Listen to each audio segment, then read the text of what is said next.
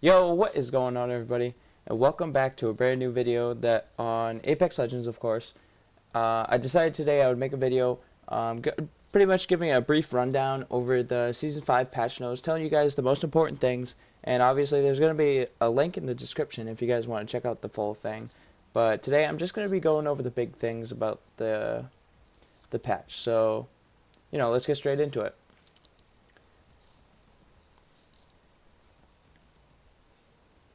Now, the first thing we're going to go over is, of course, Mirage's big day.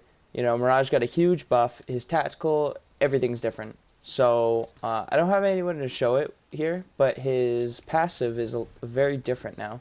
So, his passive, you automatically cloak when you go down, when you're respawning people, and when you're reviving your teammate. You and your teammate go down. So, obviously, that's a huge buff. That in itself is just, like, so big for meta-changing plays. Next thing is his tactical, his psych out.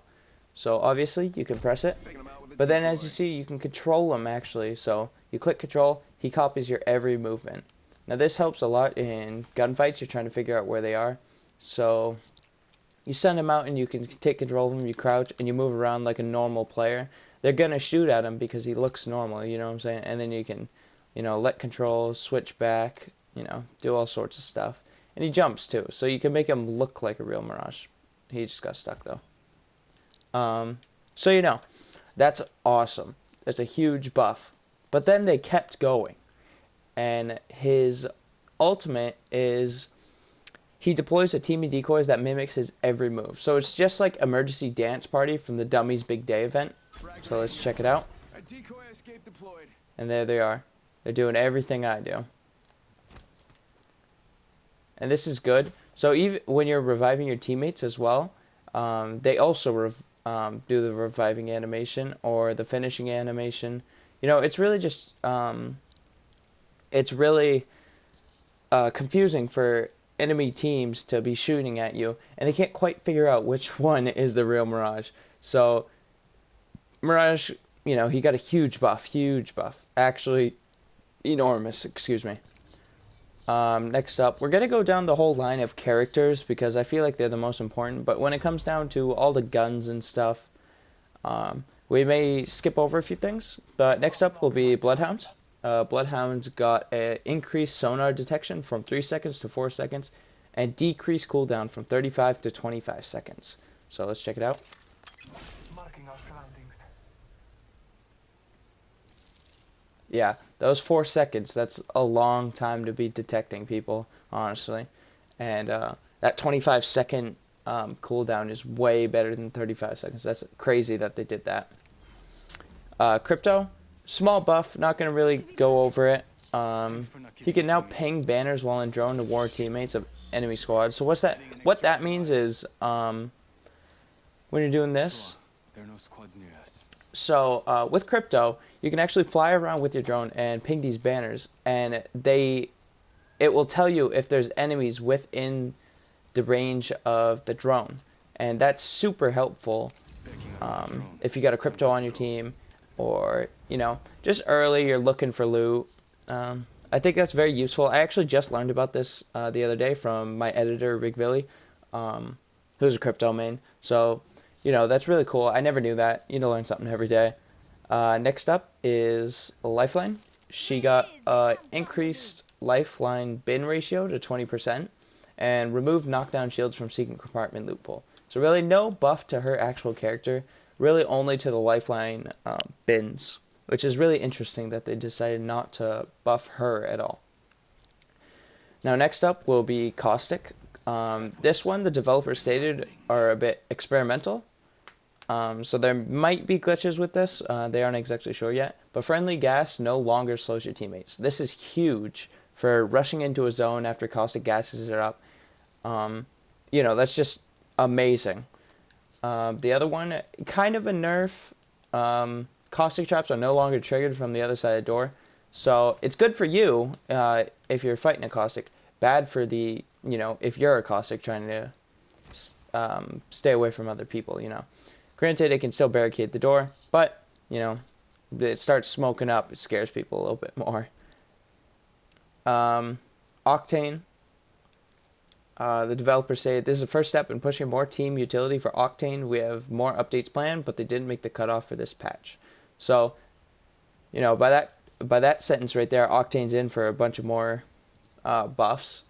But the only thing he got is a launchpad cooldown. Obviously, I'm not going to wait the full minute, but it went from 90 seconds to 60 seconds. Next up is Gibraltar.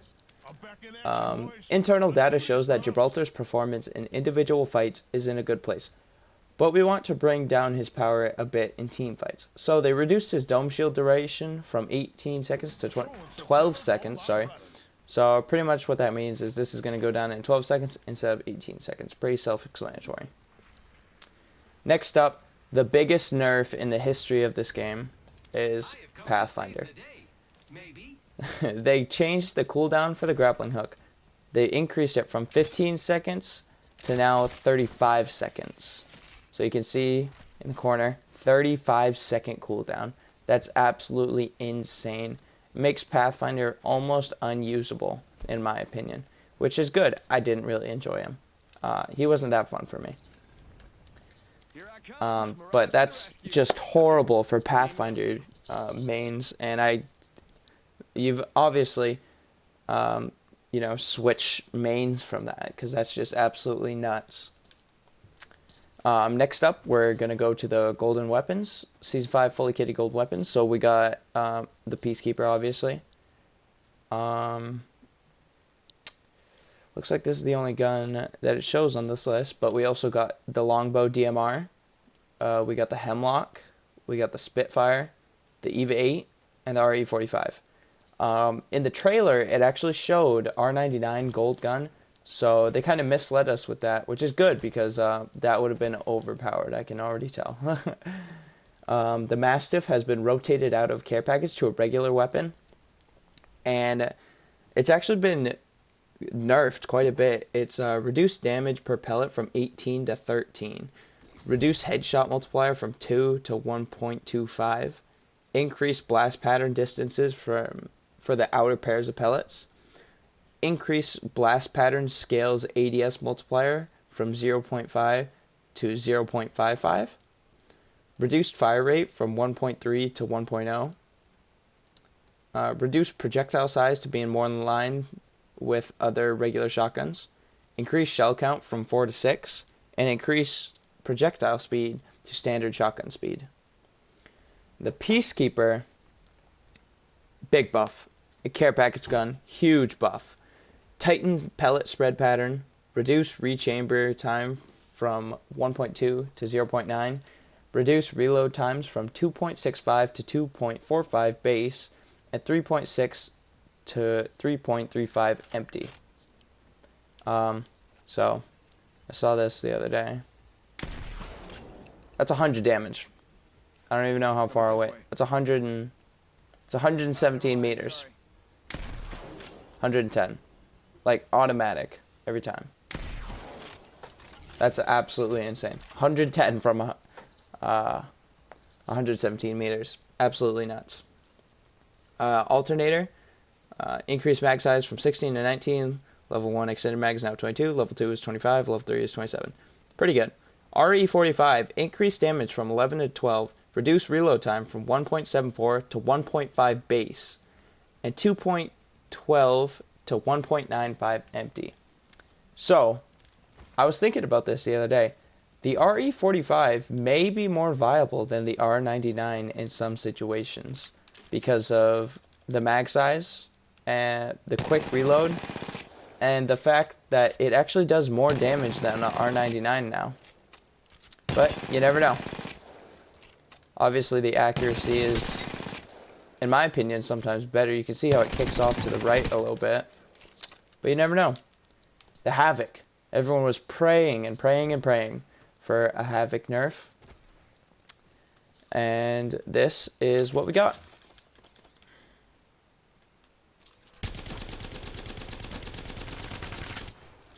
Still did 180 shots. I missed most of my shots right there.